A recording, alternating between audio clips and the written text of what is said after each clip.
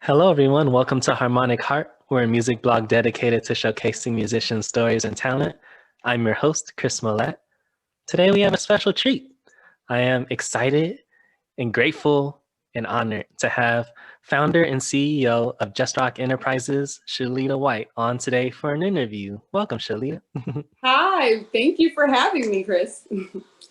Yes, and Just Rock is an innovative music company inspiring independent artistry for musicians through unique and confidence building music experiences.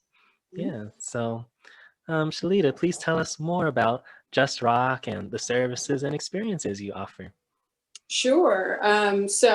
As you mentioned, we are a music company that's based in the DMV, so DC, Maryland, and Virginia.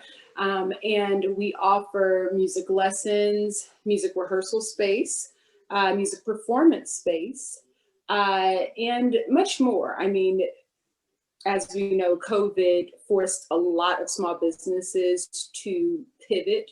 And in doing so, we have been able to offer a lot of live streaming opportunities. So musicians will come into one of our spaces or both, and they will offer to their platform just some of their music, via their audio listening sessions or, once a month concerts. So it's been a ride, but yes, that's what we do.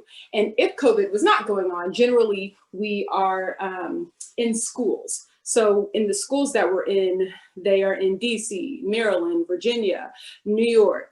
And we offer all types of classes from music appreciation to songwriting, DJing, and we partner with Children's National Hospital and Ryan Seacrest Studios. And in there, we do literally the same exact thing. We partner with DC Senior Centers. We're doing the same thing. So right now, every partnership that we have, every vendor that we work with, every school that we work with are all virtual, but in studio.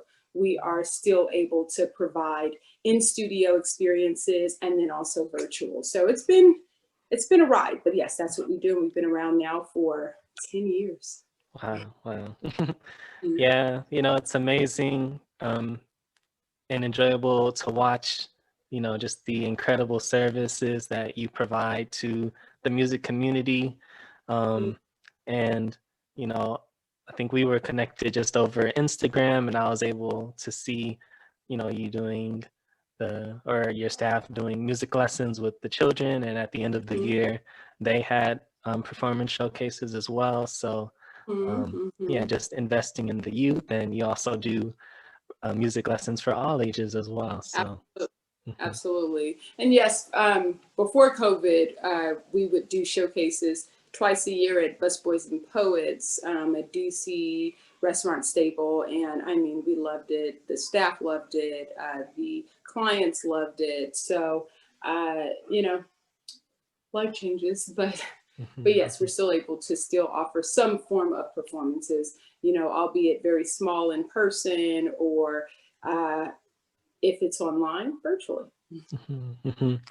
Yeah, and just the musicians in the DMV community are just grateful that you provide this opportunity to perform, because especially during COVID times, a lot of musicians, they rely heavily on the ability to perform for their audience. So that's an important opportunity you provide.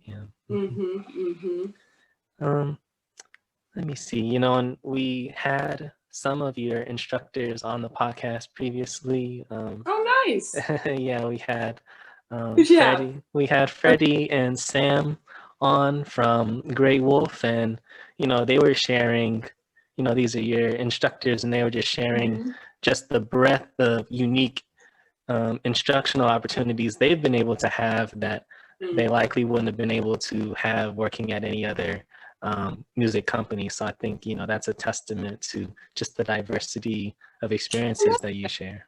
I love that. They need to write a Google review. They should. Yeah. I love that.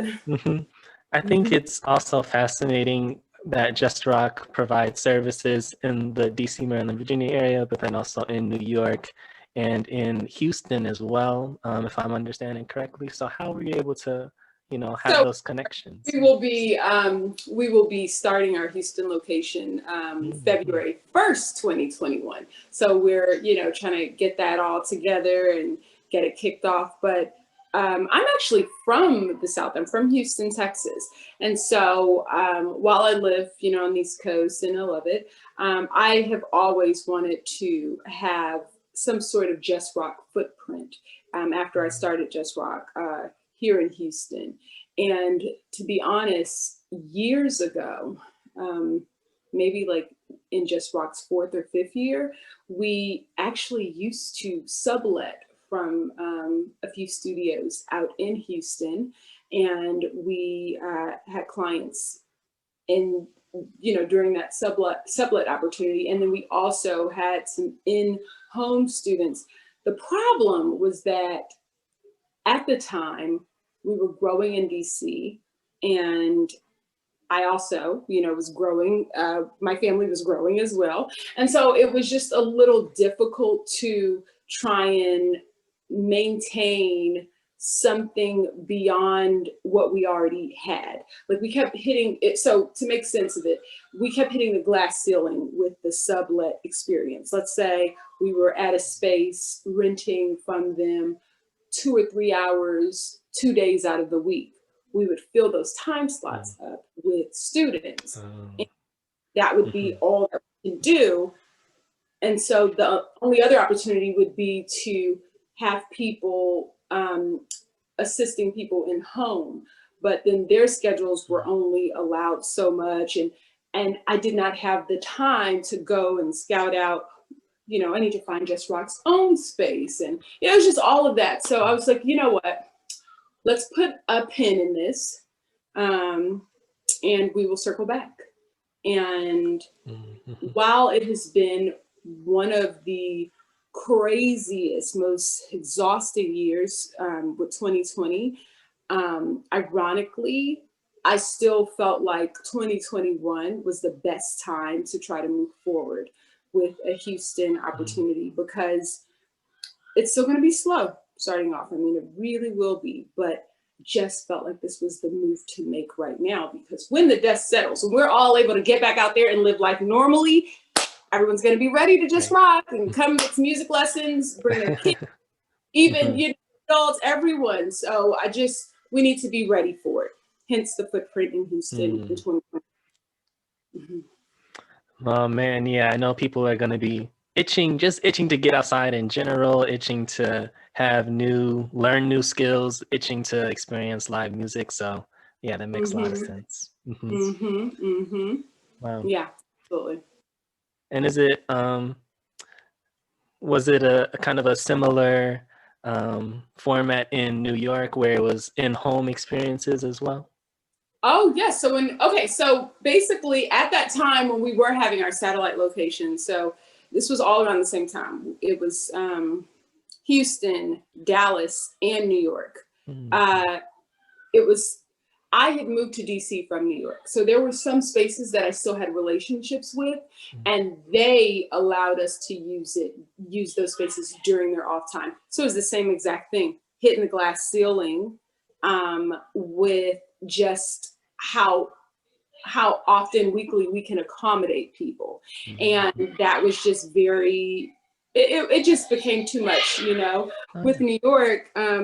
Yeah, it was the same thing. I mean, we were hitting the glass ceiling. We were in a studio once or twice a week, and there was only so many people we could accommodate. And it was really just me having to come back and just revisit the business plan and reassess how I wanted to move forward with things. So what I did was took out the option of music lessons in studio there, and we just only worked with schools. And so we are still doing that, working with schools.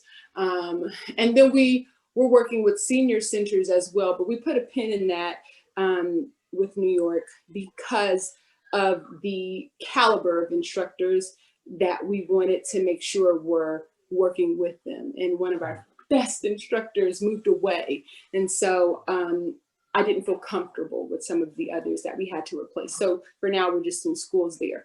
For Dallas, same thing. It just became a space situation. So I see. And, you know, COVID has been interesting. Of course, there's been a lot of negative consequences and devastation. But the way people have been able to use technology, it's also helped to, you know, expand opportunities in some ways. And I know you all are doing virtual lessons as well. Is that correct? we are doing virtual lessons. So virtual lessons, you know, again, I don't want to sound like, oh, we've been doing this for a long time, because it's really not the case, but it is. We have been doing virtual lessons for a long time. You know, DC is just one of those cities where people will be here for a couple of years, and they'll their kids will get involved with certain things, and when it's time for them to relocate, all of the extracurricular activities that they were having, they want to figure out a way to make that happen still. And so that's what was happening with our music students. Some of the parents were moving away to other places. And so we were providing virtual opportunities for people via Skype. So we were doing that for years. And we had students that were living in like Wisconsin, I mean, honestly, everywhere. California, we had students in Texas via Skype. We had students in North Carolina.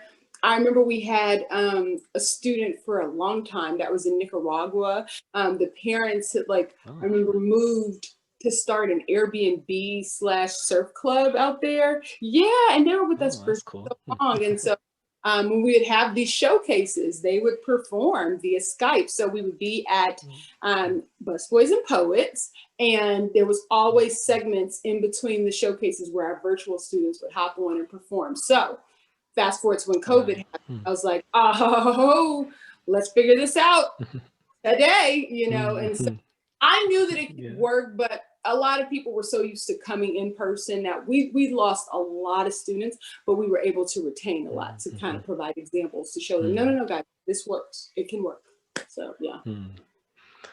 Oh, nice. And can you remind us just all the different instruments that you have for lessons? Sure. So I want to say it's, you know, pretty much everyone you can think of. There's always someone who will say, oh, do you teach this? And I'm like, stand by. But we teach all rhythm instruments. So, you know, voice, piano, bass, guitar, drums, ukulele, saxophone, trombone, trumpet, violin, cello, viola. I feel like there's some that I'm missing. But, you know, most of the time, you name it, we can teach it. Let's see.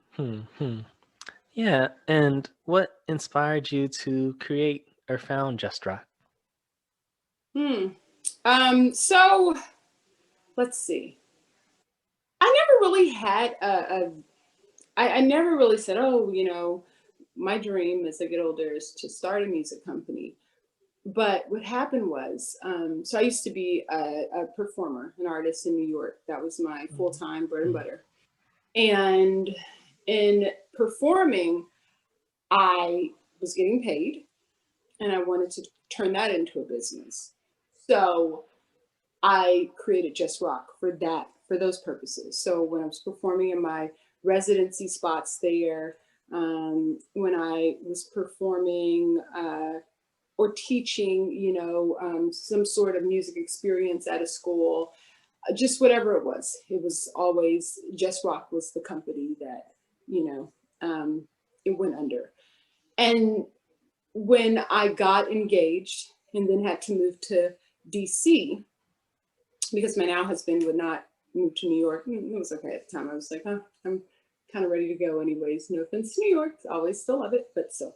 Anyways, so when I moved to DC, I didn't want to give up those residencies that I had performing in New York still, because it still required me to be out there at least 3 to 4 times a month for work. Oh, okay. So what I do was I was like, okay, I can teach lessons in DC. I'll teach voice lessons because I have always done that. I could do that.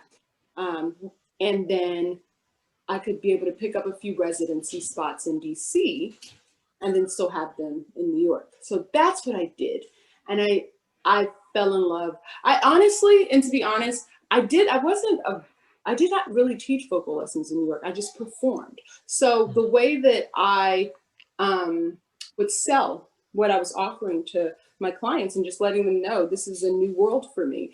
But, you know, I am vocally trained. But what I'm trying to encourage and inspire is confidence, the confidence to be able to get out there and to perform. And what I realized is growing up, taking vocal lessons, I realized that when I moved to New York, some of the things that I wasn't equipped for as a kid, I had to learn on the go there.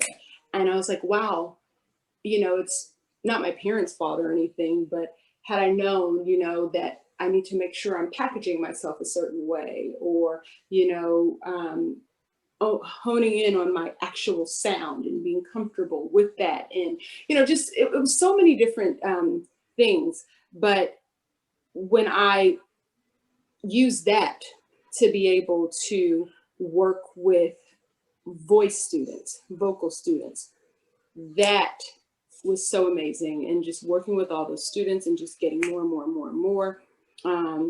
And the parents were coming back and saying, oh my gosh, my kid was this way, and now their confidence is just out the roof, or, you know, it was just amazing. And so I stuck with it, and I fell more and more in love with voice lessons. And we just expanded to additional instruments because as a performer, you know, I met so many other, when I would sing, there was no way at the time I had enough material to cover like 2 and 3 hours of an entire set. So I'd always have other bands or singer-songwriters opening up for me. And so what happened was a lot of the clients were like, we still want to stick with voice lessons, but do you teach other instruments? And I didn't, but I was like, oh yeah, we totally do. And so then that's when the musicians and bands were like, oh, we could teach piano lessons, or I can teach drum lessons, or I was like, perfect. So then we just started to grow from there, because I had to find places to be able to facilitate all of this. Yeah. Wow. I mean, I think that's fascinating. In some ways, it also seems like you're a pioneer. I think, and I say that because there's a lot of talk now about how artists aren't really being developed. Like, we aren't having artist development. And especially, you know, you're saying this was 10 years ago, but especially even more so now, there's just so many more, you know, DIY artists and musicians out, and musicians being able to learn to, you know, produce their own music and perform now as well. So the fact that that was kind of part of your mission, even in starting. Yes, and I'm, you know, I'm happy you mentioned that, because it made me think about, again, it's like I love running the company. I love what I'm doing. However, I miss being able to teach. It's like I'm always doing everything on the back end, but I love teaching so much. And one of the things that I used to do with our voice students, for those who could come, we did these once a summer, so once a year in the summertime, these trips to New York. And so the students would come, the parents would let them come on up to New York with me. And we'd all stay in a hotel. And so they loved that, because it was always like a bunch of middle schoolers, for the most part, maybe 1 or 2 high schoolers, but mostly middle schoolers. Stay in a hotel. But I was connected with radio stations up there. So like Q104.3, Z100, they would let us come up there and, you know, just be in the station and see what it's like to talk to radio disc jockeys and letting them tell them about their experience working with artists. Some Grammy Award winning singer-songwriters that I connected with would let the students come to their sessions when they were working with artists that they were writing with. And they got to sit in some of those sessions. And these are writers who work for, that write for like Nicki Minaj or Beyonce or just anyone you can think of, and so when the students would get over being a little starstruck, they would get in there and, the singer songwriters would put them on the spot and listen to what they have. And I'm telling you, like, even just thinking about this giving me chills because it's making me think about it. And like all of those students now are all in college or they've just graduated. They went to school for music. Some of them went back out to New York and was like, oh, I'm going to school for music, or they're working in theater. I mean, pre-COVID, of course. So it's just really cool. And they still keep in touch. Their parents will reach out, and yeah, it's awesome. So yeah, that's a testament to just how important the work is that you and Just Rock do. Can you just give a couple more perhaps examples of, ways of packaging, ourselves as artists and musicians that you think are important? Because, I think that's something that's, interesting. Yeah. Absolutely. So, I mean, besides getting some music lessons, because that's always something that I really think is important, whether I think if you're going to call yourself a serious artist, it's one thing to, get a lot of helpful tips, which are available on YouTube and other things, but to be able to just get just some serious technique from those who are performing, who are doing it. And I like to make sure that we hire a Just Rock performers. So whether you are just teaching voice or, just piano or whatever, I like to make sure these are gigging musicians. You can still have other jobs, but you have to gig. And that's because you teach from a different perspective, like what advice to give when a person is getting nervous and they're about to perform on stage. So tips would be, in packaging yourself as an artist, would definitely be to stay true to your sound. Don't try to sound like everyone else, because that's not what sets you apart. Looking into the camera, or making eye contact with your audience. That's important. Let's see. I mean, there's so many tips. I don't want to give away secrets. But again, just being across the board, true to whatever vibe, sound, an artist that you're trying to be. Man, well, and I can say, I've personally felt, the affirmation that the Just Rock environment, provides, even, with my own sound as well. And it's something that, I deeply appreciate. Nice. I'd like us to shift a little bit here. Yeah, so, Shelita, I admire that you are driven, innovative, and supportive. Yeah, you're a mompreneur that's not only passionate about music education, but also passionate about teaching mothers to develop their own businesses. Oh, absolutely. Yeah, so in addition to Just Rock and all of the services we just mentioned, you've also released a book and you also host a podcast. Yeah. Yes. And so it's funny you say release the book. I definitely wrote the book. And it is available for purchase on, Amazon and so many other platforms. But the thing is, when I wrote it, I never marketed the book.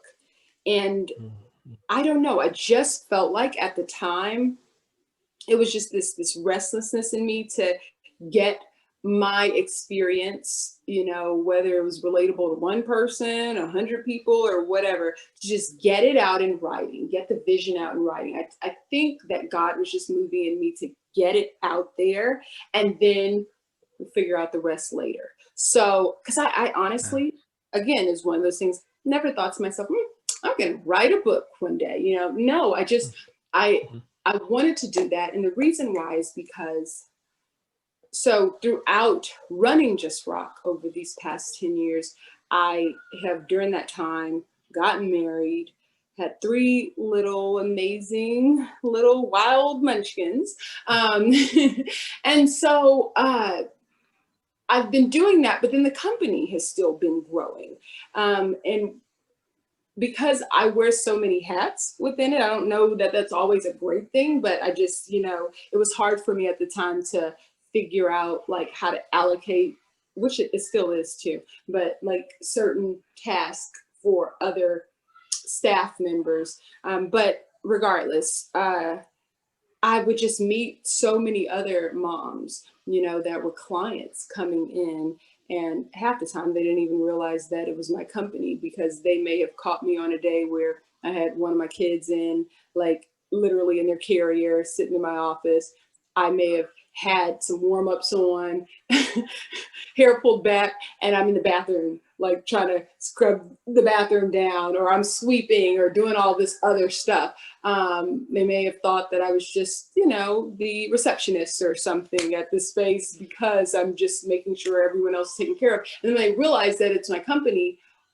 These women would be wildly successful in their careers, but then they would say, oh my gosh, so what I've always, just to give an example, what I've always wanted to do was start a flower business, or what I always wanted to do was open up my own bakery. I just feel like I can't do it because of this or that, or how do I find the resources for it? I mean, or, educators that I'm in awe of. And then they, in return will say, oh no, but I've always wanted to do this. I want to start my own marketing company, but I don't have the money for it. And I was like, I didn't have the money for it, but I just feel like when you put everything that you can into it, God shows up for the rest. And I wrote a book to be able to somehow explain that to others, that it may seem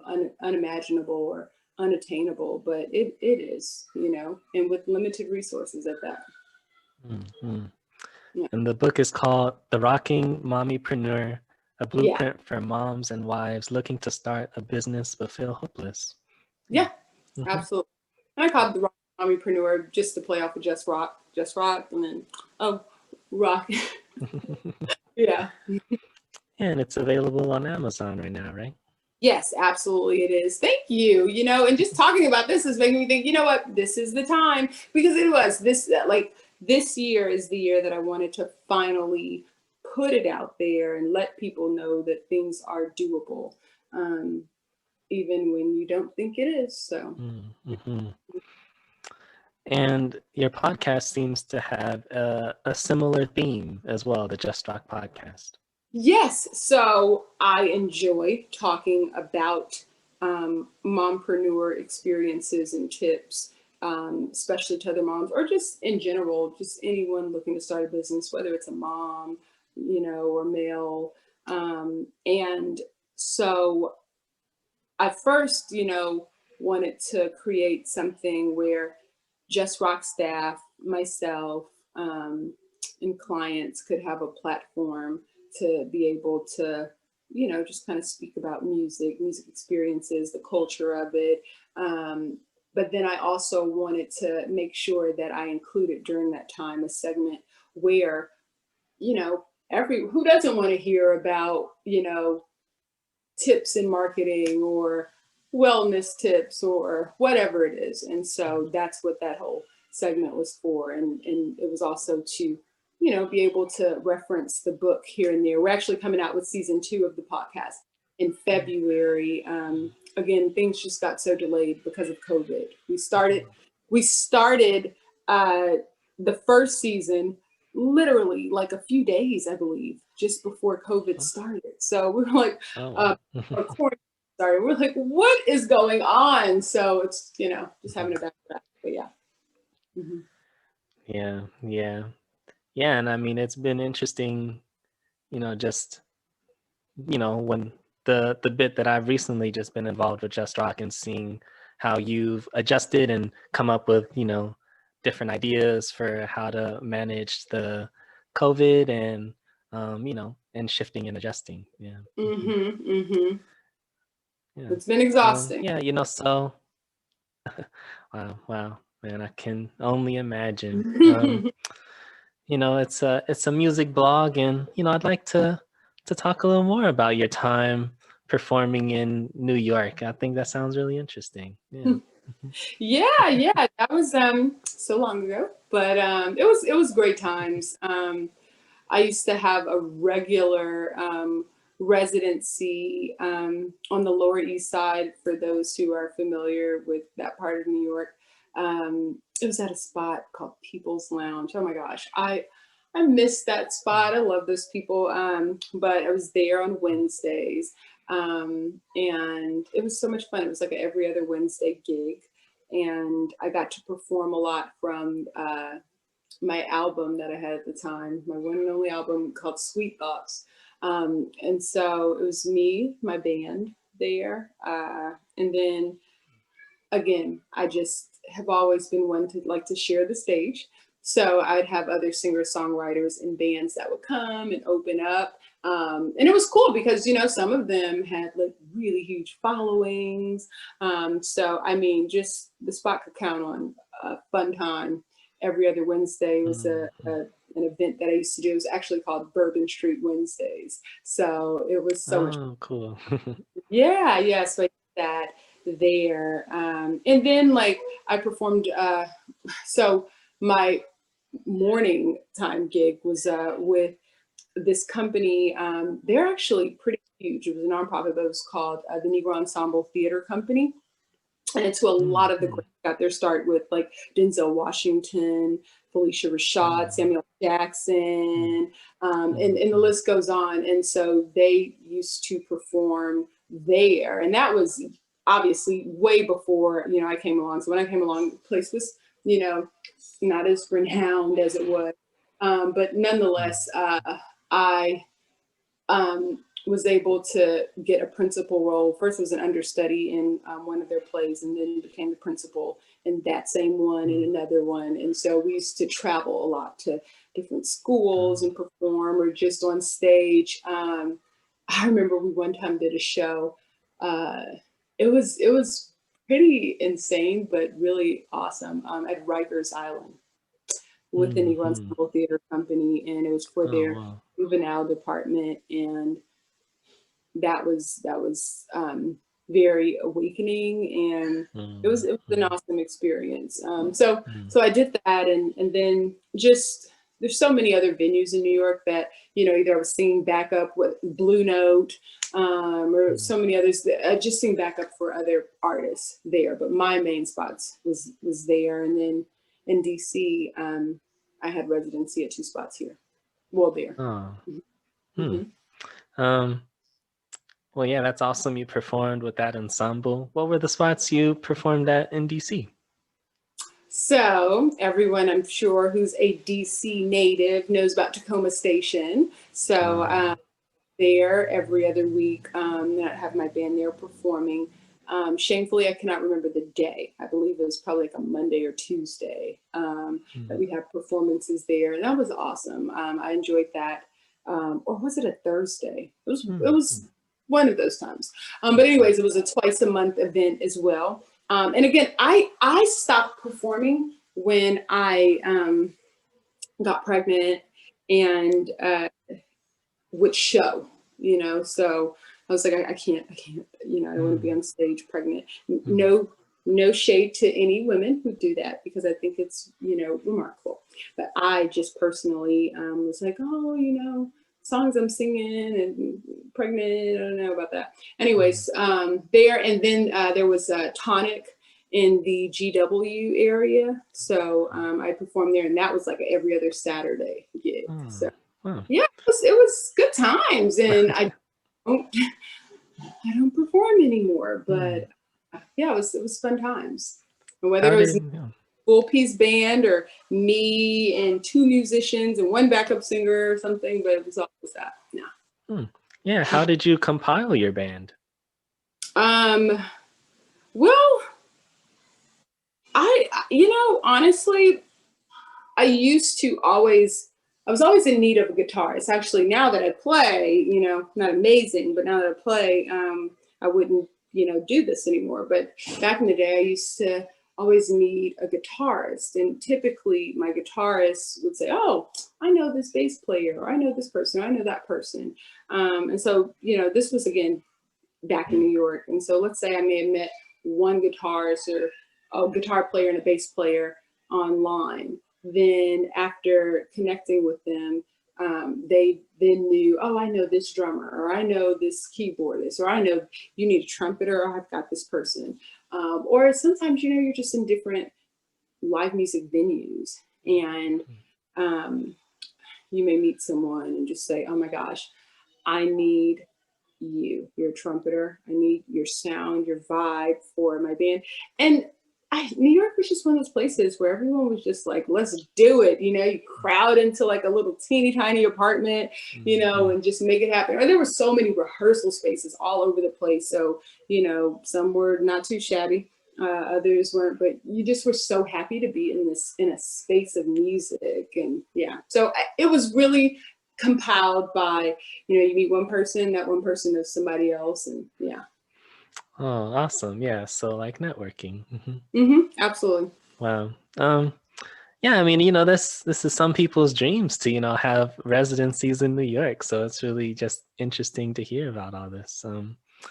Yeah, you got to get out there and talk. Look, I'm saying that, and I am not as great with it these days. And it's not because I don't enjoy, you know, meeting new people or whatever, but I think it's, you know, at this time in my life, I don't have a lot of time, you know, to just go to network and hope it pans out or something. Like I have to be very intentional about everything. And so it's just a different type of space. I'm not having the time to do that type of stuff.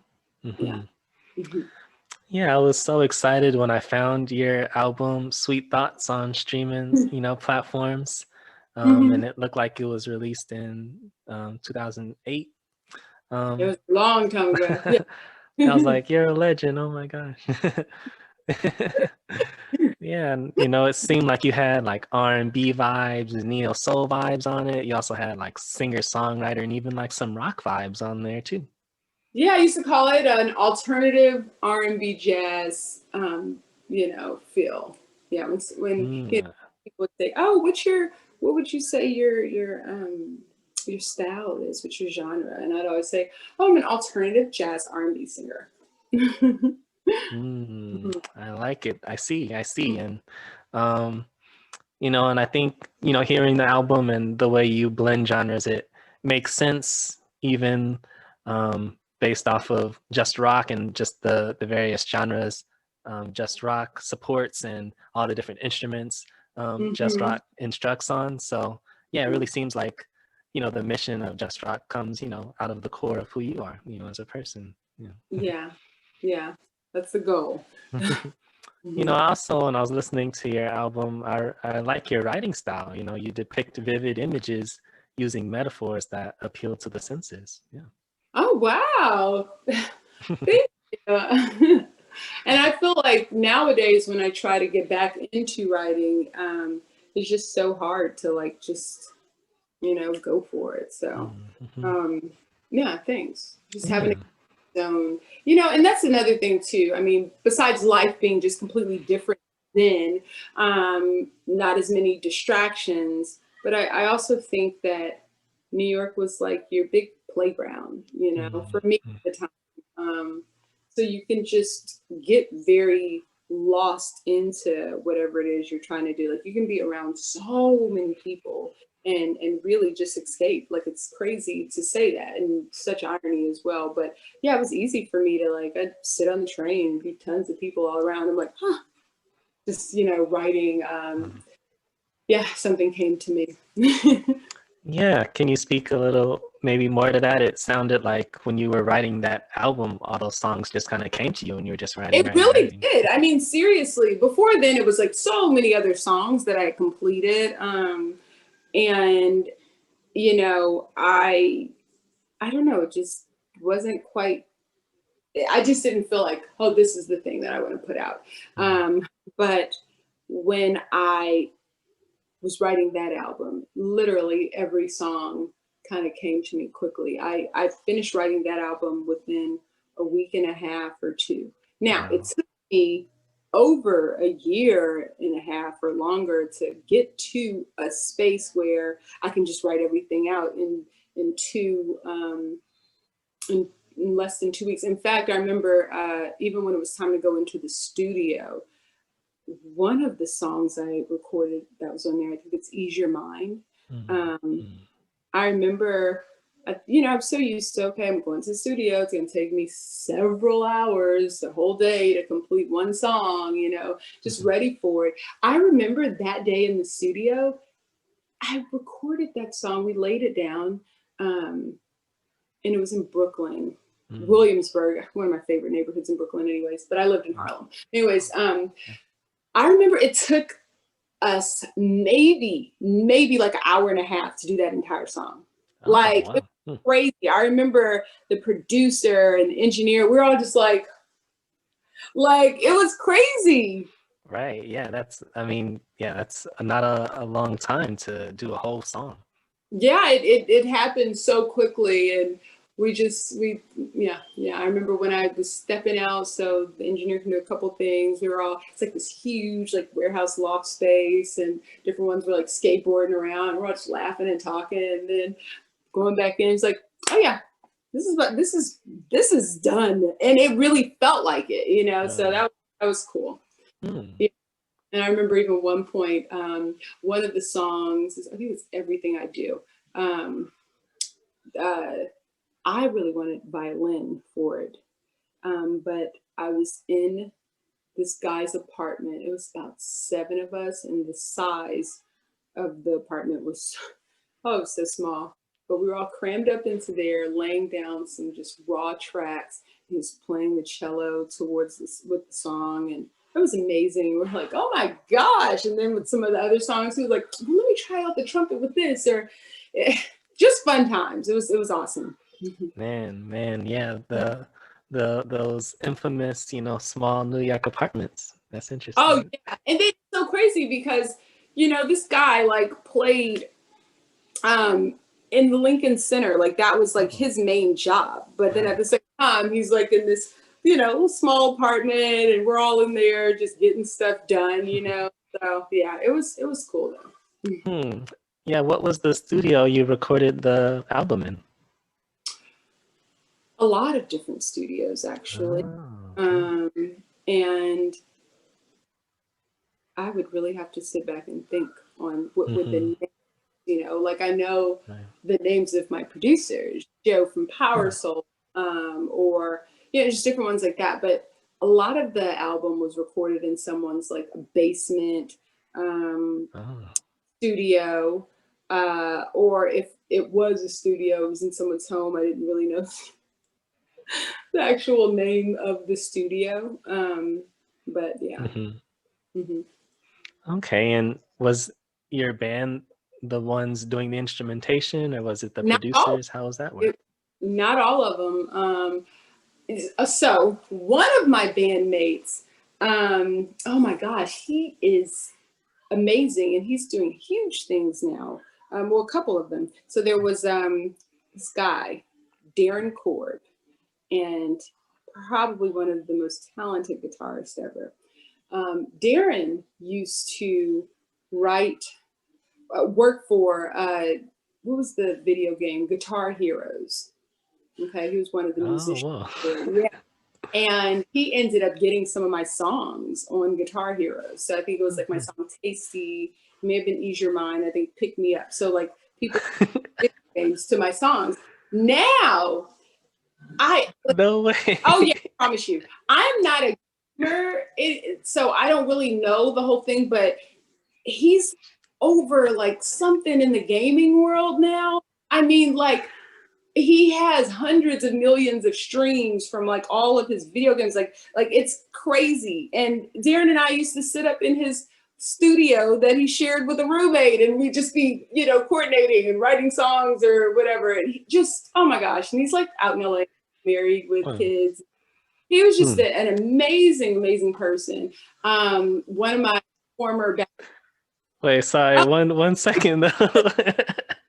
No, that's legendary. That's wild. Like kids grew up on Oh Guitar yeah, Hero. Like guitar, yeah, Guitar Hero is the reason that a lot of kids started playing guitar, and you had yeah, songs on it's that so funny because game. my kids were trying to like I was telling them about it, and they were like, "Wait, Mom, can you pull it up?" I honestly was trying to figure out how do I assess it now. You know, like well, access it. Like I literally couldn't figure out how. But yeah, like I had songs on Guitar Hero.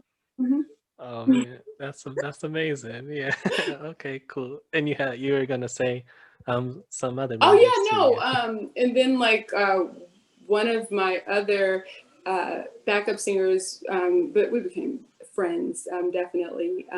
She was actually a Howard graduate, um, and Mm. she went on to become this insane DJ who like DJs all over the world for stuff, and she curates like wellness boxes, and she'll DJ.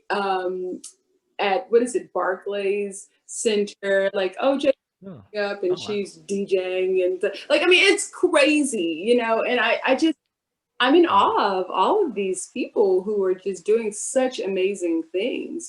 So yeah. And then she still will one of our schools that's in New York will come and teach DJing to them, like people's Oh, wow. downtime, like, oh yeah, like Darren, I remember he before he moved out to LA, like on his downtime, he would come to one of our schools and like work on songwriting. Yeah. Yeah. And Darren Wow. Oh, that's Guitar Hero. amazing. So I'm like, oh my God. Yeah. Oh, sweet. Wow. Yeah, that's really exciting. Yeah, I guess one other kind of note I thought about, some people talk about, being in New York and just seeing all these different people on the streets, just being so connected with people, in the sense of, when you're, so that when you go and you're writing a song, and even when you're listening back to a song, you're able to imagine like all these different types of people listening to it as well. Mm. And that seems like, a unique type of experience to have. But, it sounds like even just being around all these other musicians, and I also heard, about being New York, being with so many people, but also being able to escape Yeah. as well and do your own Just thing. the I think. environment, period. Like, I mean, you walk outside of your house and then you're like, it's like you literally walk out of your apartment building and you're on the streets. And I mean, just the environment, that's your music right there, Mm. and it Ah. immediately puts you into like a zone of, if you're an artist, it could be anybody, but I'm only speaking from the perspective of an artist, like, oh my gosh, where's my mind going to take me today? Hmm. Hmm. Oh man. Well, I mean, yeah, it's fascinating, to hear about that, and thank you for indulging me Of and course. sharing. Yeah, what are some, future plans, or near future plans for Just Rock?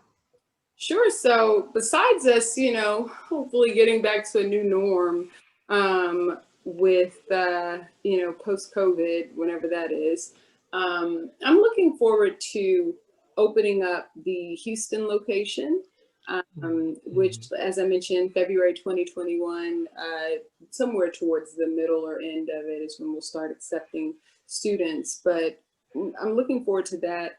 I'm looking forward to just more and more people finding out about us in the community in DC, in Maryland, Virginia, and especially more artists finding out that they have a space where they can come and practice, rehearse, perform, even during COVID. Like, I know it's been a really tough period, and you just kind of want to still get your music out there, but because so much is closed between bars and lounges and clubs, Just Rock is an outlet for that. We're only able to accommodate people in a very small capacity, but still. So my hope is that for 2021, more people find out about us, more schools, more senior centers, more hospitals are open to testing out the waters of letting people back in. Of course, we can still do virtually, but just being back in person, because that is definitely needed and missed. And again, growing Just Rock in Houston, and also the podcast, just getting out there. Our Just Rock podcast, the Rocking Mommypreneur book, just finally kind of resonating and becoming something that I can be able to let people know about. So yeah, it's a lot that I'm hoping to get done. Yes, definitely. And how can people keep up with Just Rock, follow Just Rock, and get involved? Absolutely. So you can always follow us on Instagram at Just Rock ENT.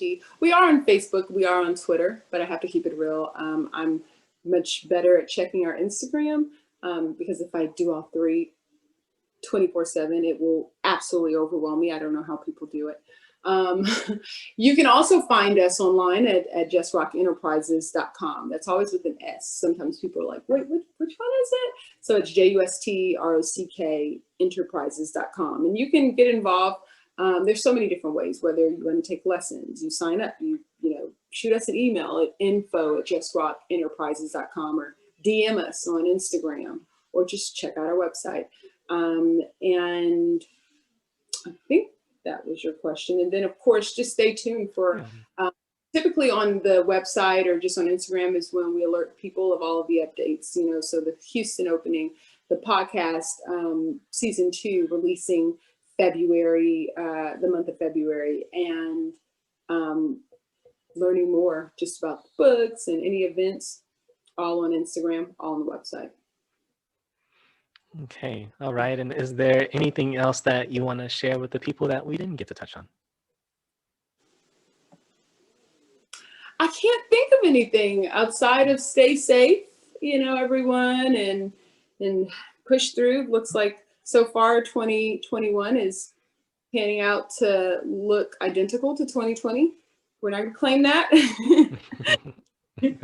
So yeah, I would say stay safe. And I really appreciate the opportunity of you giving me a space to be able to talk about Just Rock and our music and our plans, and then Rocking Mommypreneur book and podcast.